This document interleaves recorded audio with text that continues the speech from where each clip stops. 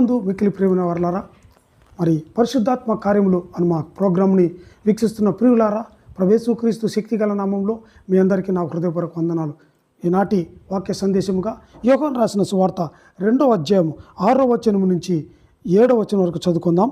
ఆయన మీతో చెప్పునది చేయుడనెను, ఆయన మీతో చెప్పున్నది చేయునడనెను. యూదుల శుద్ధీకరణాచార ప్రకారము యూదుల శుద్ధీకరణాచార ప్రకారము 2-3 తుములు పట్టు 2-3 తుములు పట్టు 6 రాతి బాణులు అక్కడ ఉంచబడి ఉండెను. 6 రాతి బాణాలు అక్కడ ఉంచబడి ఉన్నవి.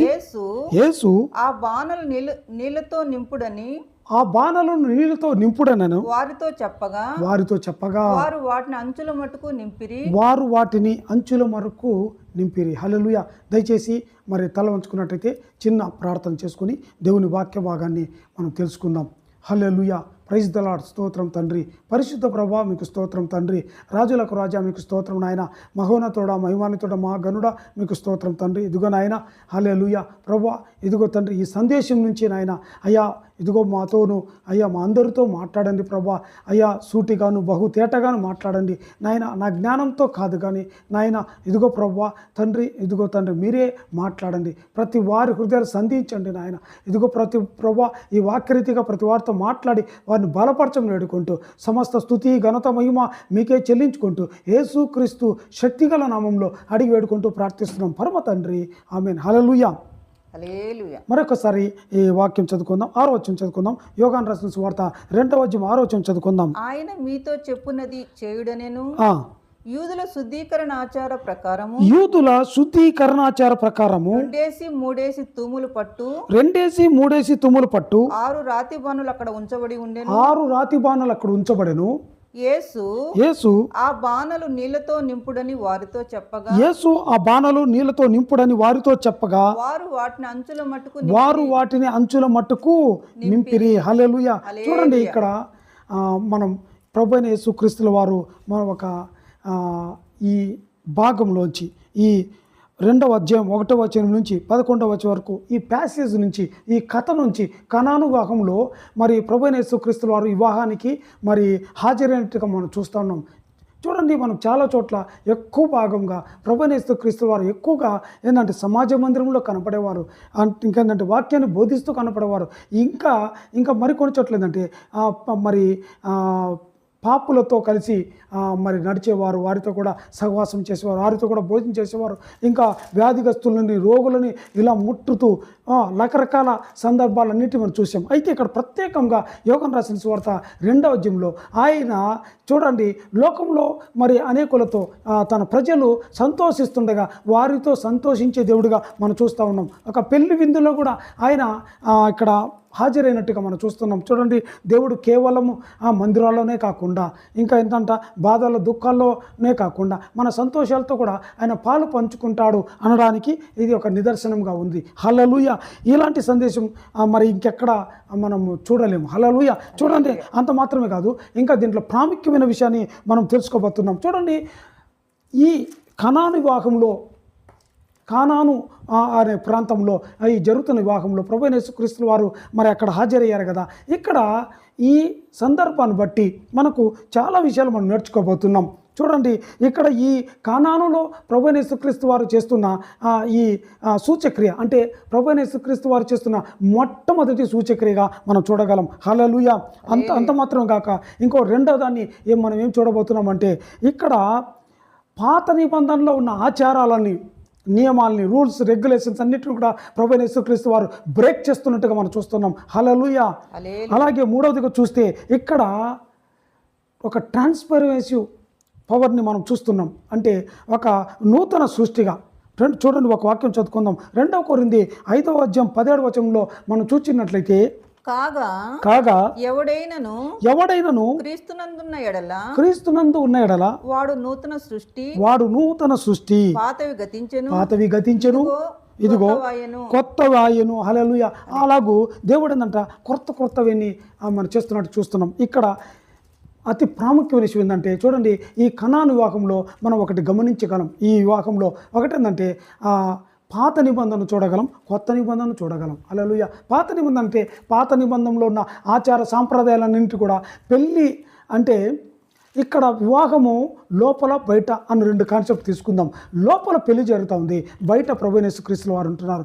లోపల పాత నిబంధన ఆచారాలు సాంప్రదాయాలు అన్నీ కూడా జరిగిపోతున్నాయి. అయితే బయట క్రొత్త నిబంధన స్టార్ట్ అవుతుంది. హల్లెలూయా, హల్లెలూయా. కనుక ఈ ప్యాసేజ్ గురించి మరి చూడండి, ఇంకా ఈ ప్రభువైన క్రీస్తుల వారు చేసే అద్భుతాన్ని గురించి, ఇంకా ఏంటంటే ఈ రాతిబాణాలు 6 రాతిబాణాలు మనకి ఏం పాఠాన్ని నేర్పిస్తున్నాయో ఈ విషయాలన్నీ కూడా ఈ దినం మనం తెలుసుకోబోతున్నాం. హల్లెలూయా. చూడండి, మొట్టమొదటిగా ఈ వాక్యంలోని మనం మొట్టమొదటిగా అర్థాలు తెలుసుకుందాం. యోహాను రాసిన సువార్త 2వ అధ్యాయం 1వ వచనంలో మనం చూసినట్లయితే, 3వ దినమున గలిలయలోని కానా అనే ఊరిలో ఒక వివాహము జరిగెను. హల్లెలూయా. చూడండి, కానా అనే గ్రామము గలిలయ డిస్టిక్లో, గలిలయ జిల్లాలో ఈ కానా అనే ప్రాంతం ఉంటుంది. ఈ కానా అంటే హెబ్రీ భాషలో నుంచి మరి ఈ కానా అనే పదాన్ని డిరైవ్డ్ దిస్ వర్డ్.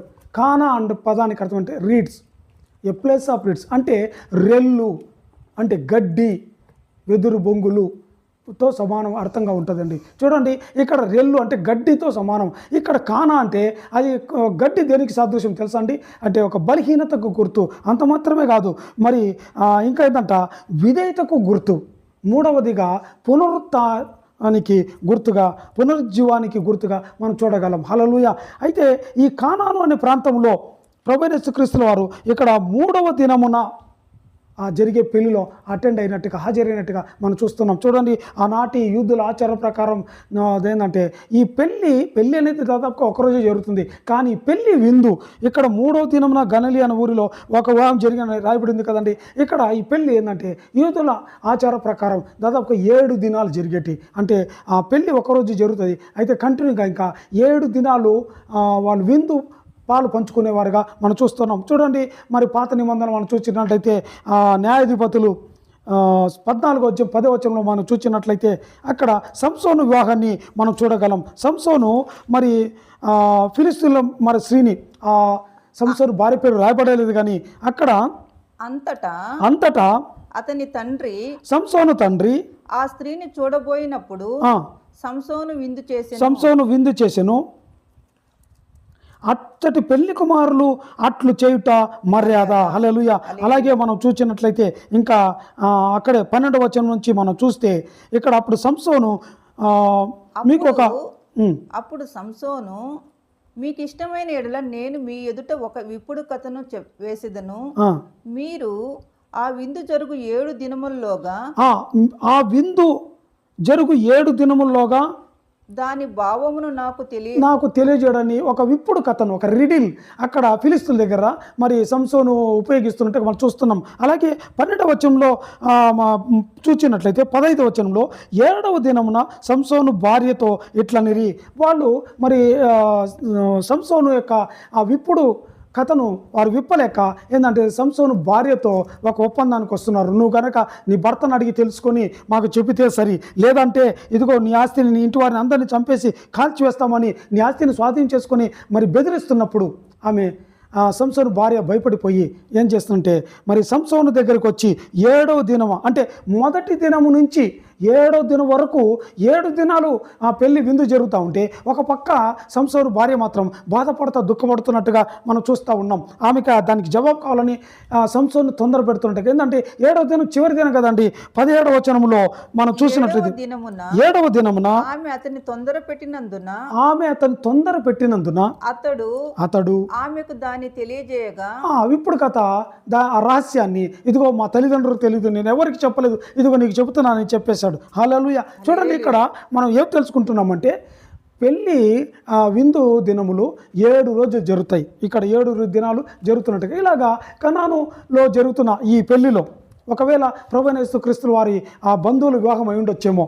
అయితే ఈ వివాహమునకు కనాలో జరిగే వివాహమునకు ప్రభువైన యేసుక్రీస్తు వారు మరి వారి బంధువులు మరి అందరూ కూడా మరి హాజరైనట్టుగా చూస్తున్నాం. అలాగే ప్రభువైన యేసుక్రీస్తు వారి శిష్యులు కూడా మరి ఎంతమంది ఉన్నారో తెలియదు, కానీ అందరూ కూడా ఈ వివాహంలో అటెండ్ అయినట్టుగా మనం చూస్తూ ఉన్నాం. హల్లెలూయా. అయితే చూడండి, ఇక్కడ ఒక ప్రాముఖ్యమైన విషయం తెలుసుకుందాం.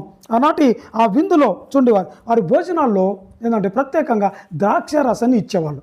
హల్లెలూయా. అది వాళ్ళకు ఒక ఆచారం. ద్రాక్షారసం, రకరకాల విందు భోజనాలు చేస్తారు, ద్రాక్షారసం ఇచ్చేవారు. అయితే ఇక్కడ ఏంటంటే పెళ్లి లోపల మనం 2 విషయాలు తెలుసుకుంటూ ఉండండి. బయట లోపల ఏం జరుగుతూ వివాహం జరుగుతూ ఉంది. లోపల ఆ పెళ్లి లోపల గొప్ప ఆనందము, గొప్ప సంతోషము, గొప్ప ఉల్లాసము, గొప్ప పండుగ, గొప్ప వేడుక, గొప్ప వినోదం జరుగుతున్నట్టుగా, చాలా సంతోషముగా అలంకరించబడినట్టుగా మనం చూస్తూ ఉన్నాం. హల్లెలూయా. అయితే సమీప భవిష్యత్తులో మరి అతి దగ్గర సమయంలో ఒక లోపల అంత సంతోషము వేడుక జరుగుతుండగా ఒక గందరగోళము రాబోతూ ఉన్నది. హల్లెలూయా. ఏంటి ఆ గందరగోళము ఆ స్థితి అంటే లోపల ద్రాక్షరసం అయిపోతూ ఉన్నది. హల్లెలూయా. ద్రాక్షరసం అయిపోవడానికి దగ్గర పడతా ఉంది. హల్లెలూయా. చూడండి, ఆనాటి ఒక ఆచారం ఉండేది. మరి ఎవరైనా మరి విందులో వారి భోజనం తక్కువైనా కూడా ఒకవేళ ద్రాక్షరసం తక్కువైనా ఏమవుతుందంటే వారికి గొప్ప యూదుల సమాజంలో గొప్పగా అవమానంగా ట్రీట్ చేసేవారు అనమాట. వారిని చాలా తక్కువగా చూసేవారు అలా విందులో ఏమైనా తక్కువైతే. అయితే ఇక్కడ ఏంటంటే ఆ పెళ్లి కుమారి ఇంటిలో సమీప భవిష్యత్తులో ఏదో గందరగోళం జరగడానికి రాబోతుంది. చూడండి, ద్రాక్షరసం తక్కువైపోయింది అనుకోండి, ఏమైపోతుంది? అక్కడ సనుగులు, గొనుగులు, ఇంకా అవమానాలు, నిందలు, చిన్న చూపులు ఇవన్నీ కలగడం ప్రారంభమవుతాయి. హల్లెలూయా. కనుక ఈ సమీప భవిష్యత్తులో రాబోతున్నాయి. హల్లెలూయా. అయితే ఇక్కడ మనం ఇంకా కొన్ని విషయాలు తెలుసుకుందాం. చూడండి, మరి పెళ్ళి లోపల అలా ఉంటున్నాయి, బయట ఏం జరుగుతుంది? బయట ఆ పెళ్ళికి, ఆ వివాహానికి, విందుకు బయట ఆ రాతి బాణాలు ఉంచబడి ఉన్నాయి. హల్లెలూయా. అయితే ఈ రాతి బాణాలు అక్కడ ఎందుకు ఉంచబడ్డాయి? ఎందుకు పెళ్లి కుమారింటి వద్ద 6 రాతి బాణాలు ఉంచబడ్డాయి అంటే ఆ రాతి బాణాల్లో ఉంచిన నీళ్లు వచ్చిన వారందరూ త్రాగడానిక? కాదండి. హల్లెలూయా. అవి త్రాగడానికి ఉపయోగపడడం లేదు. కేవలము ఏంటంటే పెళ్లిలోనికి వచ్చేవాళ్ళు ఆ పెళ్ళి వస్తున్నారంటే పెళ్లి విందు చేస్తారు కదండి, విందు ఆరగించడానికి వచ్చిన వారందరూ కూడా మొట్టమొదటగా తమ కాళ్ళు చేతులను శుభ్రం చేసుకొని ఆ లోపలికి రావాలన్నమాట. హల్లెలూయా. చూడండి, ఇక్కడ మనం ఒక విషయం చదువుకుందాం. మార్కు రాసిన సువార్త 7వ అధ్యాయం మనం చూచినట్లయితే పరిసయ్యులు 3వ వచనం 4వ వచనం మనం చదువుకున్నట్లయితే పరిసయ్యులను యూదులందరూ పెద్దల పారంపర్య ప్రకారము చేతులు కడుక్కుంటేనే గాని భోజనం చేయరు. మరియు వారు సంత నుండి వచ్చినప్పుడు తమ దేహాల పైన వస్త్రాల పైన నీళ్లు చల్లుకుంటేనే గాని భోజనం చేయరు. ఇదియుగాక గిన్నెలను, కుండలను, ఇత్తడి పాత్రలను ఈ నీళ్లతో కడుగుట మొదలగు అనేక ఆచారములు వారు అనుసరించుతుండేవాళ్ళు. హల్లెలూయా. చూడండి, ఇక్కడ 4వ వచనంలో గిన్నెలను, కుండలను, ఇత్తడి పాత్రలను, హల్లెలూయా. ఇత్తడి పాత్రలకి నెంబర్ 1 ఫుట్ నోట్ రాయబడింది. నెంబర్ 1 ఫుట్ నోట్ ఏం రాయబడింది? అనేక ప్రాచీన పత్రులలో మంచములని రాయబడి ఉంది. హల్లెలూయా.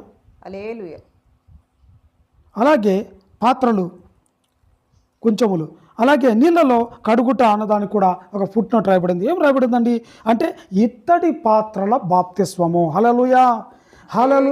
చూడండి, ఇక్కడ నీళ్ళలో కడుగుట అన్న పదానికి పక్కన 2 అని స్మాల్ ఫుట్ నోట్ రాయబడి ఉంది. ఫుట్ నోట్లో మన కింద చూసినట్లయితే ఇత్తడి పాత్రల బాప్తిస్వము. ఆనాడు యూదుల ఆచారం ప్రకారం ఏంటంటే చూడండి, రకరకాల వాళ్ళ ఆచారాలు, సాంప్రదాయాలు విస్తారంగా పాటించేవాళ్ళు.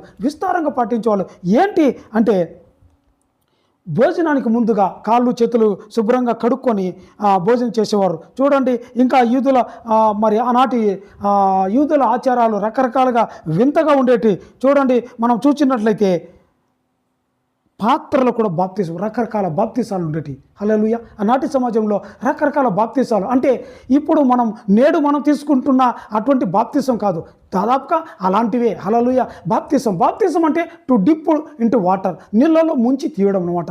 అంటే ఒక వస్తువును కావచ్చు, ఒక పాత్రను కావచ్చు, నీళ్ళలో ముంచడం వల్ల ఆ వస్తువు అనేది నీళ్ళ ద్వారా అది శుద్ధీకరించబడుతుంది. హల్లెలూయా. నీళ్ళ ద్వారా అది పవిత్రపడుతుందని ఒక ఆచారం ఉండేది. హల్లెలూయా.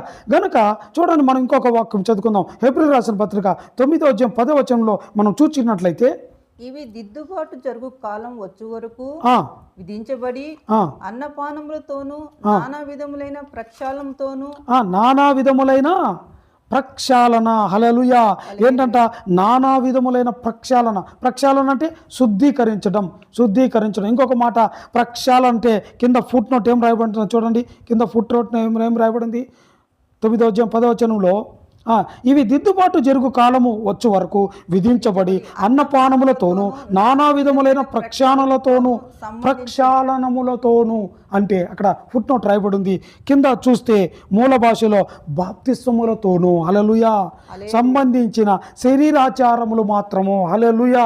చూడండి ఇక్కడ కూడా బాప్తిసాలు, రకరకాల బాప్తిసాలు ఉన్నాయి. చూడండి ఏంటి ఆ బాప్తిసాలు? ఆనాటి యూదుల సమాజంలో రకరకాల బాప్తిసాలు ఉన్నాయి.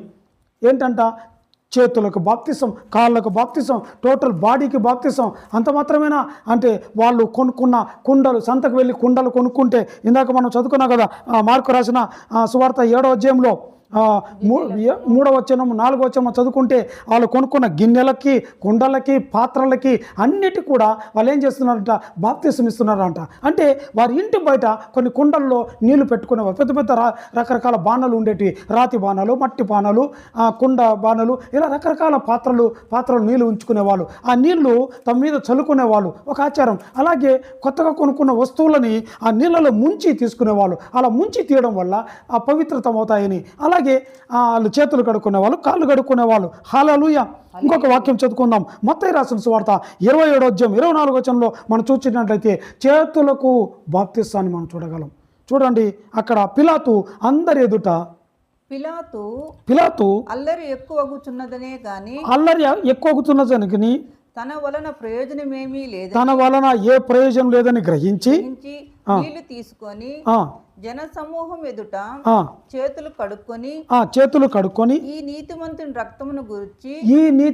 రక్తము గూర్చి నేను నిరపరాధిని మీరే చూచుకునుడని చెప్పెను. హల్లెలూయా. అందుకు గుర్తుగా ఒక పాత్రలో నీళ్ళు తెప్పించి ఆ పాత్రలో చేతులు ముంచి చేతులు కడుక్కోవడం మనం చూస్తూ ఉన్నాం. చేతులకు బాప్తిసం ఇస్తున్నాడు. అంటే ప్రభువైన యేసుక్రీస్తు విషయంలో నా చేతుల్లో ఏ దోషము లేదు. హల్లెలూయా. నన్ను నేను కడుక్కొని శుభ్రం చేసుకుంటానంటే చేతులకు బాప్తిసం తీసుకున్నట్టుగా మనం చూస్తూ ఉన్నాం. హల్లెలూయా. హల్లెలూయా. అలాగే చూడండి మరి కీర్తనలు 26వ కీర్తన వచ్చి మనం చదువుకున్నట్లయితే నిర్దోషినని నా చేతులు కడుక్కొందును, యెహోవా నీ బలిపీఠం చుట్టూ ప్రదక్షిణము చేయుదును. హల్లెలూయా.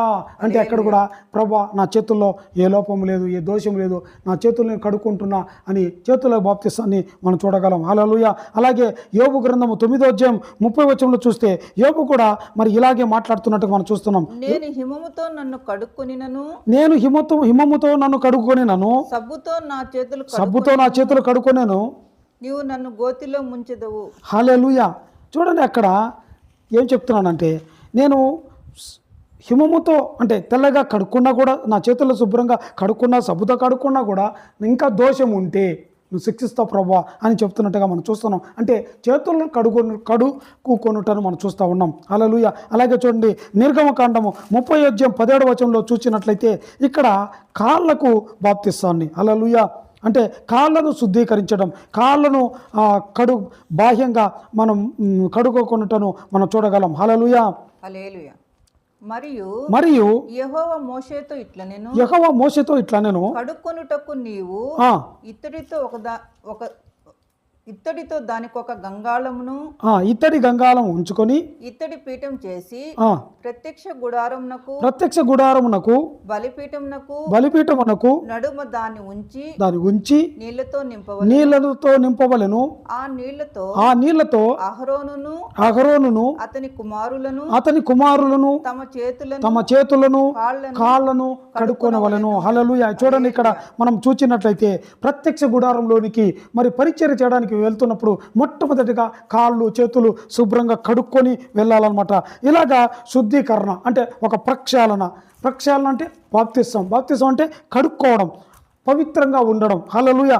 ఆనాటి సమాజంలో ఇలా చాలా ప్రాముఖ్యమైన విషయాల్లో మరి ఇలాగ చేసేవారు. అయితే ఏమవుతుందంటే దేవుడు కొన్ని విషయాలకు మాత్రమే ఇలాగ చేతులకు బాప్తిసము, కాళ్ళకు బాప్తిసము, టోటల్ శరీరానికి బాప్తిసము ఇలాగ కొన్నిటి వాటికి చెబితే ఈ యూదులు ఏం చేశారంటే అన్నిటికీ అప్లై చేశారు. వాళ్ళ దేహాలకే కాదు, వాళ్ళు కొన్న వస్తువులకి, పాత్రలకి, చెప్పులకి, మరి వస్తువులకి, తట్ట బుట్ట ఏవి కొన్నా సరే అన్నిటి కూడా అప్లై చేయడం ప్రారంభిస్తూ ఉన్నారు. హల్లెలూయా.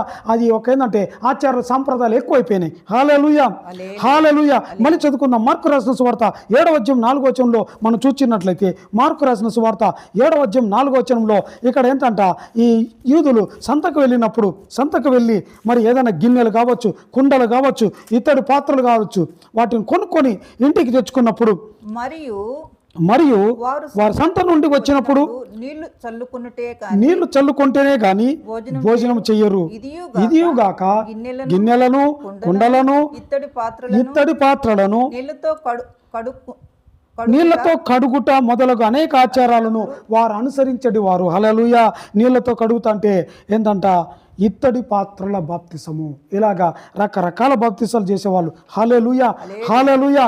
అందుకే చూడండి ఇక్కడ ఈ కనాను వివాహంలో బయట, లోపలేమో రకరకాల ఆచారాలతో వాళ్ళు చేస్తున్నారు. అలాగే బయట కూడా ఆచారం ఉండేది. ఏంటంట, ఒక వ్యక్తి పెళ్లిలోకి వెళ్ళేటప్పుడు, అంటే విందు భోజనానికి వెళ్ళేటప్పుడు శుభ్రంగా కాళ్ళు చేతులు కడుక్కొని వెళ్ళాలా. అంటే అందరూ లోపల ఉన్న వాళ్ళందరూ కూడా మరి ఆ నీళ్ళ చేత కడగబడిన వారే. హల్లెలూయా. అయితే ప్రభువైన యేసుక్రీస్తు వారు బయట ఉన్నట్టుగా మనం చూస్తూ ఉన్నాం. అలాగే ఇక్కడ ఇంకొక విషయం తెలుసుకుందాం. 6 రాతి బాణాలు అంటే ఏంటి? 6 రాతి బాణాలు వాటి అర్థం ఏంటి? వాటి గురించి మనం తెలుసుకుందాం. ఎందుకు 6 రాతి బాణాలు అక్కడ ఉంచబడి ఉన్నది, ఏంటి దాని యొక్క లోతైన విషయం, మర్మం తెలుసుకుందాం. చూడండి, అక్కడ కనాను పెళ్లి వివాహంలో 2-3 తూములు పట్టు 6 రాతి బాణాలు ఉంచబడి ఉన్నవి అని రాయబడింది కదండి. చూడండి, ఒక తూము అంటే దాదాపుగా 35 లీటర్లు వాటర్ పడుతుందండి. ఒక తూము ఈజ్వల్ టు 35 లీటర్స్ వాటర్. అలాగే 2 తూములు అంటే 75 లీటర్స్. దాదాపుగా 3 తూములు పట్టు రాతి బాణ. ఒక్కొక్క రాతి బాణ దాని క్వాంటిటీ ఎంత మెజర్ ఉందంటే 105 లీటర్స్ పట్టే ఆ రాతి బాణాల సైజుగా మనం చూస్తూ ఉన్నాం. అంటే దాదాపుగా ఈ 6 రాతి బాణాల యొక్క నీరు యొక్క క్వాంటిటీ ఎంత ఉంటుందంటే 600 నుంచి 700 లీటర్లు పట్టే ప్రొవిజన్ ఉన్నట్టుగా మనం చూస్తూ ఉన్నాం. హల్లెలూయా. అయితే ప్రభువైన యేసుక్రీస్తు వారు ఇక్కడ ఈ రాతి బాణాలని చూడండి, వాటిని నింపడము, తర్వాత వాటిని వాడుకోవడము మనం చూస్తూ ఉన్నాం. అయితే మొదట ఏం జరుగుతుందండి, మొదట రాతి బాణాల యొక్క మొదటి స్థితి, తర్వాత స్థితి, ఇక్కడ 2 విషయాలు తెలుసుకోబోతున్నాం. చూడండి, మొదట అవి రాతి బాణాలు 6 రాతి బాణాలు మరి దాదాపుగా 700 లీటర్లకు సరిపోయిన వాటర్తో నింపినట్టుగా మనం చూస్తున్నాం. మొదట అవి నింపబడినట్టుగా చూస్తున్నాం. అలాగే తర్వాత అవి వాడబడుతున్నాయి, లోపల వాడబడుతున్నట్టుగా మనం చూస్తున్నాం. తర్వాత అవి ఖాళీ అవుతున్నట్టుగా మనం చూస్తూ ఉన్నాం. హల్లెలూయా. మొదట అవి నింపబడ్డాయి, తర్వాత వాడబడుతున్నాయి, మూడవదిగా అవి ఎంప్టీ అవుతున్నాయి. హల్లెలూయా. అది మొదటి వాటి పరిచర్య. అయితే ఇక్కడ చూడండి, రెండవ పరిచర్యలో చూస్తే, ఈ రాతి బాణాల యొక్క రెండవ పరిచర్య మనం చూస్తే చూడండి, లోపల విందులైతే ద్రాక్షరసం అయిపోవచ్చింది. హల్లెలూయా. ద్రాక్షరసం అయిపోవచ్చింది. చూడండి, అప్పటికి పెళ్లి కుమారుడికి తెలియదు, ఒకవేళ సమీప భవిష్యత్తులో ఏదైనా గొడవ, గందరగోళము, మరి నిందలు, అవమానాలు, మరి రకరకాల సమస్యలు వాళ్ళు ఎదుర్కోవచ్చేమో. హల్లెలూయా. అయిపోయిందని, ద్రాక్షరసం అయిపోయిందని తెలిసిపోయింది. వెంటనే ఇక్కడ అందరూ కూడా అక్కడ యేసు తల్లి, మరి ప్రభువైన యేసుక్రీస్తు వారిని చూస్తున్నట్టుగా, ఆయన అడుగుతున్నట్టుగా మనం అక్కడ చూస్తూ ఉన్నాం. హల్లెలూయా. చూడండి, ఇక్కడ మనము ఒక ప్రాముఖ్యమైన విషయాన్ని మనం తెలుసుకోబోతున్నాం. పాత నిబంధనలో ఏదైనా ఒక పని చేసే ముందుగా, ఉదాహరణకు ప్రత్యక్ష గుడారంలో ఆ దినం పని చేసే ముందుగా మొదట వారు నీటి గుండా వెళ్ళేవారు. నీటి గుండా మొట్టమొదటి కాళ్ళు చేతులు కడుక్కొని నీటి ద్వారా శుభ్రపరచుకొని వెళ్ళేవారు. హల్లెలూయా. అదే రీతిగా ప్రభువైన యేసుక్రీస్తు వారు కూడా తన పరిచర్య స్టార్టింగ్లో తన పరిచర్య స్టార్ట్ అయ్యే ముందుగా నీటి ద్వారా కూడా ప్రభువైన యేసుక్రీస్తు వారు వస్తున్నట్టుగా మనం చూస్తూ ఉన్నాం. హల్లెలూయా, హల్లెలూయా. చూడండి, ఇప్పుడు ప్రత్యక్ష గుడారంలో మనం చూసినట్లయితే యాజకులు ఆ పని చేసే ముందుగా, ఒక ప్రత్యేకమైన దేవుని పని చేసే ముందుగా నీటి గుండా వెళ్తున్నారు. అలాగే సేమ్ అదే రీతిగా ప్రభువైన యేసుక్రీస్తు వారు కూడా అదేలాగా మరి ఆయన నీటి గుండానే తన పరిచయం చేస్తున్నగా మనం చూస్తూ ఉన్నాం. ఇక్కడ చూడండి, 2 రకాల అనుభవాలను మన రాతి బాణ దగ్గర మనం నేర్చుకోబోతున్నాం. ఏంటంటే మొదట ఆ రాతి బాణాల పరిస్థితి ఏంటంటే అవి ఒక ఆచార సాంప్రదాయంగా వాడబడుతున్నాయి. ఆనాటి మరి కానాలో జరుగుతున్న పెళ్లి విందులో 6 రాతి బాణల నిండా నీళ్లు నింపి ఆ యూదులు ఏం చేస్తున్నారంటే వారు మరి బాహ్య సంబంధమైన శుద్ధీకరణ, కాళ్ళు చేతులు కడుక్కొని ఒకవేళ నీళ్లు తమ మీద చల్లుకొని బాహ్య సంబంధమైన శుద్ధీకరణ చేసుకుంటున్నారు. హల్లెలూయా. అయితే ఈ కానాలో జరిగిన పెళ్లిలోని ఈ 6 రాతి బాణాల నుంచి ఒక శక్తివంతమైన, ఒక ఆధ్యాత్మికమైన సందేశాన్ని మనం కలిగి ఉన్నాయని నీకు తెలుసా? హల్లెలూయా. చూడండి, ఏంటి అంటే 3 రకాల విషయాలు మరి రాతి బాణాల గురించి మనం తెలుసుకోబోతున్నాం. మొట్టమొదటి ఏంటంటే ఈ రాతి బాణాలు ఏం చెప్తున్నాయంటే మనకు ఏంటంటే బాహ్య సంబంధమైన ఆ శుద్ధీకరణ కాదు, కానీ మన ఏంటంటే ప్రతి వారికి అంతరంగమైన ఆంతరికగా శుద్ధి అవసరమని ఇవి తెలియజేస్తున్నట్టుగా మనం చూస్తూ ఉన్నాం. హల్లెలూయా. అయితే మొదట ఈ రాతి బాణాల మొదటి స్థితి ఏంటంటే ఆచారానికి వాడబడుతున్నట్టుగా చూస్తున్నాం. అయితే సెకండ్ లెవెల్లో నెక్స్ట్ చూడండి, ఈ రాతి బాణాల్లో కూడా నీళ్ళు అయిపోయాయి. హల్లెలూయా. అయితే ప్రభువైన యేసుక్రీస్తు వారు ఏం చెబుతున్నాడు ఒకసారి అది చదువుకుందాం. యోహాను రాసిన సువార్త 2వ అధ్యాయము 7వ వచనములో యేసు ఆ బాణాలను నీళ్లతో నింపుడని వారితో చెప్పగా, హల్లెలూయా. అంటే ఎంటీ అయ్యాయి కదండి. మొదటి పరిస్థితి, మొదట నీళ్లతో నింపబడ్డాయి, అవి మరి ఆ నీళ్ళని కూడా వాడబడ్డాయి. మరి ఇంకా ఏం జరిగిందంటే ఇప్పుడు 2వ స్టేజ్లోకి వచ్చినప్పుడు మళ్ళీ నింపబడతా ఉన్నాయి. 2వ పరిచర్య, వాటికి రాతి పనులకు 2 రకాల పరిచర్య. మొదటి పరిచర్య, 2వ పరిచర్య. మొదటి పరిచర్య ఎలా ఉంది, 2వ పరిచర్య ఎలా ఉంది మనం తెలుసుకుంటా ఉన్నాం. మొదటి పరిచర్యలో ఒక విషయం తెలుసుకున్నాం, అవి ఆచార సాంప్రదాయంగా వాడబడతా ఉన్నాయి. అయితే ప్రభువైన యేసుక్రీస్తుల వారు 2వసారి అవి నీటితో నింపబడినప్పుడు ఇక్కడ ఏంటంటే ఆచారం కాదు, కానీ ఒక జీవముతో అంటే ఒక ట్రాన్స్మిషన్ లైఫ్గా అవి మారిపోతున్నట్టుగా మనం చూస్తున్నాం. మొదటైతే ఆచార సాంప్రదాయాలు కలిగి ఉన్నాయి. అయితే 2వసారి ఏం చేస్తున్నంటే యోహాను రాసిన సువార్త 10వ అధ్యాయంలో ఆ జీవం కలిగి ఉంటున్నాయి. ఆ నీరు ఒక జీవం, నీటిలో ఒక జీవాన్ని, సమృద్ధిని కలిగినట్టుగా మనం చూస్తూ ఉన్నాం. ఒక క్రొత్త నిబంధనకు, ఒక ఒడంబడికు గుర్తుగా మనం చూడగలుగుతున్నాం. హల్లెలూయా. అయితే చూడండి, మొదటి పరిచర్యలో ఈ రాతి బాణాలకున్న మొదటి పరిచర్యలో అవి కేవలం ఏంటంటే నీటితో నింపబడినాయి, కేవలం నీటిగానే ఉంటున్నాయి. కానీ 2వసారి నింపబడినప్పుడు ఆ నీరు ద్రాక్షారసముగా, మరి ఒక సంతోషముగా, ఒక సమృద్ధిగా, ఒక స్పిరిచువల్ ట్రాన్స్మిషన్గా మారిపోయినట్టుగా మనం చూస్తూ ఉన్నాం. మొదటి పరిచర్యేమో నీరు, 2వసారి నింపబడినప్పుడేమో ఒక క్రొత్త నూతన సృష్టిగా మారినట్టుగా మనం చూస్తున్నాం. హల్లెలూయా. అలాగే మొదటిసారి రాతి బాణల్లో నింపబడినప్పుడు అవి ఏంటంటే లోక సంబంధమైనట్టుగా ఉంటా ఉన్నాయి. హల్లెలూయా. అయితే 2వసారి ప్రభువైన యేసుక్రీస్తు ఎదుట అవి నీటితో నింపబడినప్పుడు పరలోక సంబంధమైనట్టుగా మారిపోయాయి, ప్రభువైన యేసుక్రీస్తు వారికి సంబంధించినట్టుగా మారుతూ ఉన్నాయి. మొదట రాతి బాణాల్లో పరిస్థితి ఎలా ఉందంటే అక్కడ కొరతగా ఉంటూ ఉంది. హల్లెలూయా. నీళ్ళు అయిపోయాయి, అంటే ఎంప్టీనెస్. మొదట నింపారు, అవి అయిపోతూ ఉన్నాయి, కొరత. హల్లెలూయా. అయితే 2వసారి సమృద్ధిలోనికి మారిపోయాయి. హల్లెలూయా.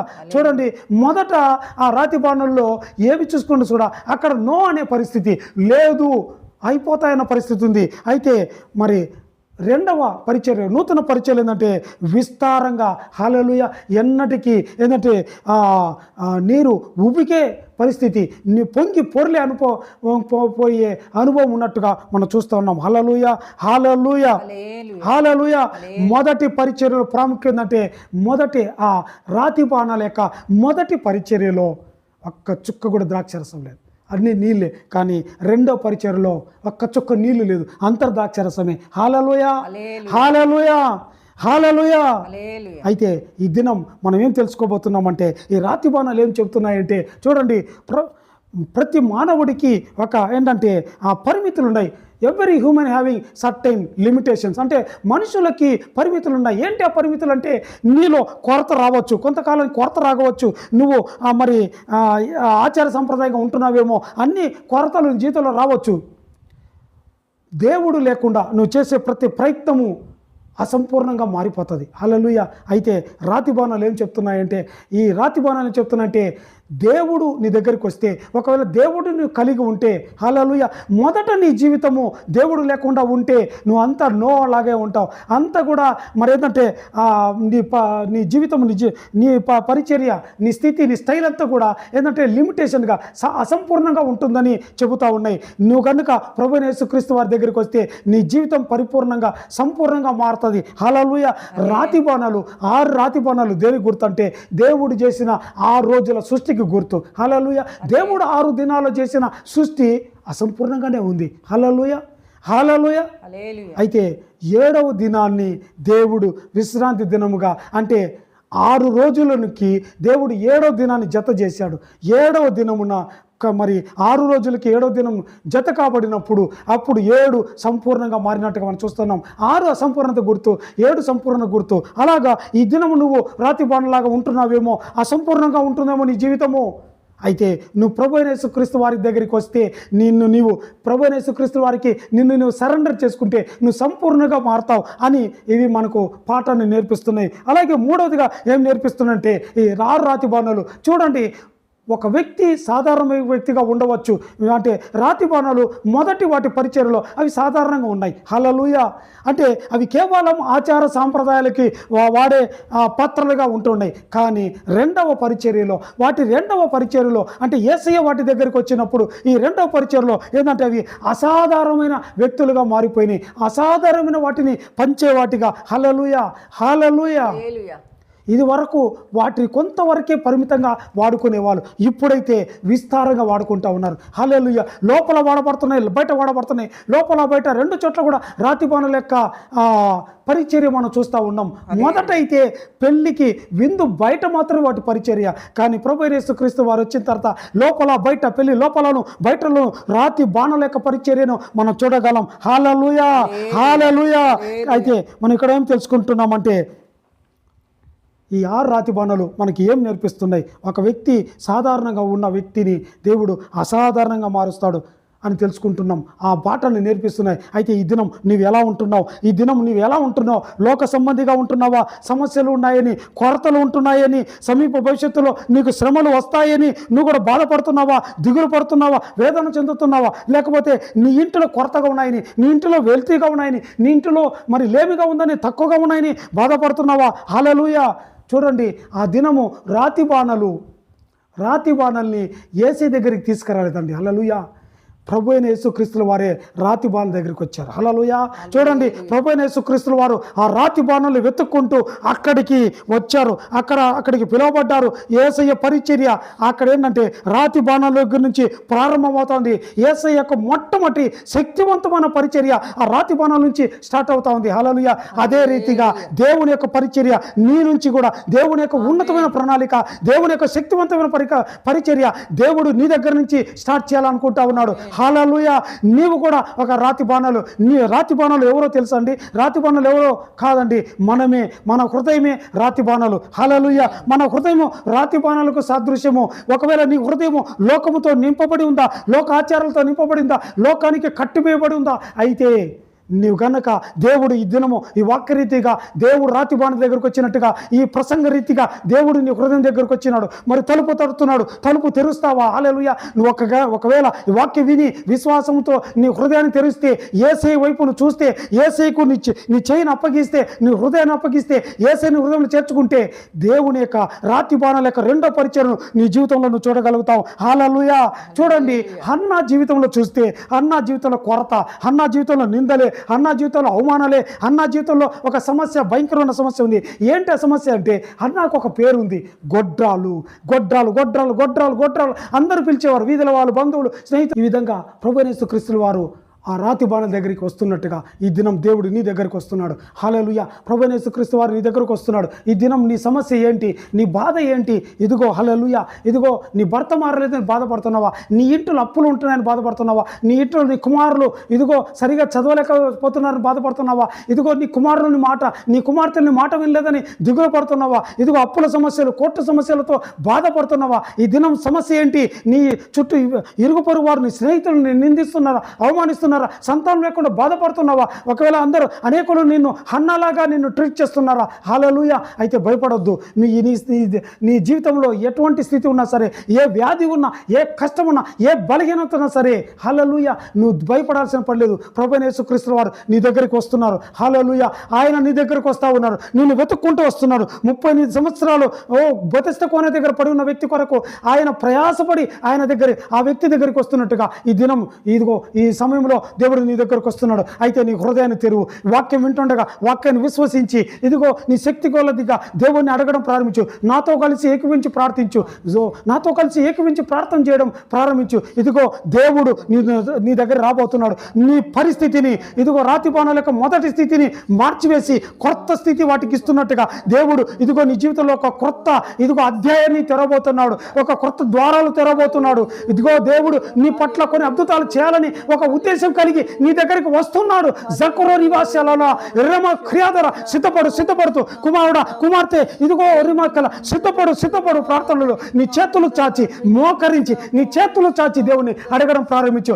జగ్లో రివర్స్ శరగలత ఇల్లమ రివర్స్ సరందన నియావు రివర్సేరే ఏ బ్రహకరౌసన రవం క్రాదున ఇల్లావు శరీ క్రాజల ఇల్లల్ బరారోవే కరౌసన అదర మరక్రౌదలేవా. థ్యాంక్ యూ లార్డ్ తండ్రి స్తోత్రం నాయన. ప్రభు ఎవరైతే నాయన టీవీ ప్రోగ్రామ్ చూస్తూ విశ్వసించిన ఆయన ఇదిగో ప్రభు ఇదిగో నేనే రాతిబాణ నేనే అని ఎవరైతే ఒప్పుకుంటున్నారో ప్రభు ఇదిగో ఆ వ్యక్తి దగ్గరికి మీరు వచ్చినందుకు స్తోత్రం. ఇదిగో ప్రభు అతని ఎదుట మీరు నిలబడినందుకు స్తోత్రం. జైర్యాల కురవచ్చిర ఏమ స్యాదోరని అజోర బిహాతున అల్ యాగోర దూరితున్నారు తండ్రి. ఒక్కొక్కరితో మాట్లాడండి ప్రభు. ఇదిగో అతని అయ్యా జీవితాన్ని సరి చేయండి నాయన. ఇదిగో రాతి బాణాల విషయంలో మీరు ఎలాంటి అద్భుతాలు చేశారో తండ్రి. నిరుపయోగంగా పడి ఉన్న రాతి బాణాలకి నాయన ఇదిగో కొత్త జీవాన్ని ఇచ్చినట్టుగా తండ్రి సాధారణమైన వాటిని అయ్యా అసాధారణమైన వాటిగా మార్చినట్టుగా ప్రభా ఇదిగో మా ప్రియులను మార్చండి ప్రభా. ఇదిగో తండ్రి స్తోత్రం. ఒకవేళ అప్పులతో బాధపడుతున్నారేమో ప్రభా, అప్పులను చూచి భయపడి కృంగిపోతున్నారేమో ప్రభా, ఇదిగో అలాంటి వారు అప్పులు ఇచ్చేవారిగా మార్చండి నాయన. జేవు రియా సిరేగ్లో ఓ రిమత్ర తండ్రి. కొంతమంది అయితే నాయన ఇదిగో వాళ్ళు భర్తలు మారలేదని భర్తల విషయంలో బాధపడుతుండగా నాయన ఓ రివి ఖిజియాల దగ్గర ఇదిగో వారు ప్రార్థిస్తుండగా అయ్యా వారి భర్తలను నాయన అయ్యా ఇదిగో సౌలును పౌలుగా మార్చి వాడుకున్నట్టుగా అపొస్తలులను పౌలుగా మార్చబోతున్నందుకు మీకు స్తోత్రం. జిమో రివిజ్ యాలోదోన ఓ రిగా రౌజన రివింతర్ యాదన. మరి ముఖ్యంగా ప్రభా ఇదిగో ఈ ప్రోగ్రామ్ చూస్తూ అనేకులు నాయన ఇదిగో ప్రభా ఇదో రివిజ్ యాల ఇదిగో నాయన అయ్యా ఇదిగో ఓ రియాకల కొంతమంది నాయన తల్లులు నాయన వారి పిల్లల కొరకు ప్రార్థిస్తున్నారు ప్రభా. ఇదిగో మా పిల్లలు అయ్యా ఇదిగో అజ్ఞానులుగా ఉంటున్నారు ప్రభా. ఇదిగో పనికి రాకుండా ఉంటున్నారు నాయన. ఇదిగో నాయన సరిగా చదవలేకపోతున్నారని బాధపడుతున్నారు ప్రభా. ఇదిగో నాయన అయ్యా వారి ప్రార్థన ఆలకించి ఇదిగో వారి పిల్లలను నాయన జ్ఞానంతో నింపండి ప్రభా. అయ్యా వారి పిల్లల్ని బెసలేలుగా అయ్యా ఆశీర్వదించండి నాయన. జియోమరియాజోల ఇల్లారి వేగరౌదన ఇరవా క్రౌజల ఇదిగో రివర్సల్. ఒక స్త్రీ నాయన ఇదిగో తన కుమారుడి విషయమే అడుగుతుండగా ఇదిగో ప్రభా నా కుమారుడి ఇదిగో పట్టుకో ప్రభా నా కుమారుడి మనసు మార్చని అడుగుతుండగా జియాలోవే జియాల ఎర్రేమో సియాలోగర ఇదరో రివి కరదన లా రో క్రౌసల తండ్రి స్తోత్రం నాయన. ఇదిగో ప్రవక్త అయ్యా ఒక స్త్రీ తన కుమారుడు కొరకు ప్రార్థన చేస్తుండగా ఇదిగో నీ వాక్యాలు అతనుకున్న చెడు వ్యసనాల నుంచి అతనుకున్న చెడు ఇదిగో అలవాట్ల నుంచి నాయన తన కుమారుడు కొరకు ప్రార్థన చేస్తుండగా జే త్యాల వరవల ఇదిగో ప్రభా ఇదిగో తల్లి ప్రార్థన చేస్తుండగా నాయన అయ్యా కుమారుడిని వెతికి ప్రభా కుమారుడు ఎదుట నాయన ఆ రాతి బాణ అతని ఇదిగో ఆ తల్లి యొక్క కుమారుడు రాతి బాణగా ఉంటుండగా అతని ఆ రాతి బాణ ఎదుట మీరు నిలబడి అతని జీవితాన్ని మార్చి మీరు వాడుకోబోతున్నందుకు జే రియాల యారెందరివిన కాల్ బ్రౌదురివి క్రియాసల తండ్రి మీకు స్తోత్రం నాయన. జమ యాజరివి అంతనలవా హల్లెలూయా. తండ్రి స్తోత్రం నాయన. తండ్రి మీకు స్తోత్రం దేవా స్తోత్రం నాయన. హల్లెలూయా. అలాగే నాయన తండ్రి స్తోత్రం నాయన. అయ్యా పిల్లలు పరీక్షలు రాస్తున్నారు ప్రభా. అయ్యా ఇదిగో కొంతమంది అయితే పరీక్షలు రాసేసారు ప్రభా. అయ్యా పరీక్షలు రాసిన పిల్లల్ని ఆశీర్వదించండి. అయ్యా పరీక్ష రాస్తున్న పిల్లల్ని ఆశీర్వదించండి నాయన. జీవ తీరగల తండ్రి స్తోత్రం నాయన. హల్లెలూయా. అయ్యా పిల్లలు ఎదుట నిలబడండి ప్రభా. అయ్యా పిల్లలు ఎదుట నిలబడిన నాయన అయ్యా స్తోత్రం నాయన. ఇదిగో ఆ రాతి బాణాలని మయంకరంగా వాడుకున్నట్టుగా ప్రభా పిల్లల్ని అయ్యా గొప్ప ఫలితాలు అయ్యా ప్రతి వారికి విజయ జెండా అనుగ్రహించి పిల్లలని నాయన నీ చిత్తానుసారంగా వాడుకోండి. బలవంతుని చేతిలో ఇదిగో నాయన బాణాలు వాడుకున్నట్టుగా యవనస్తుల్ని మా ప్రియులు వేడుకుంటూ యేసు క్రీస్తు శక్తి గల నామంలో అడిగి వేడుకుంటూ ప్రార్థిస్తున్నాం పరమ తండ్రి. ఆమేన్. హల్లెలూయా.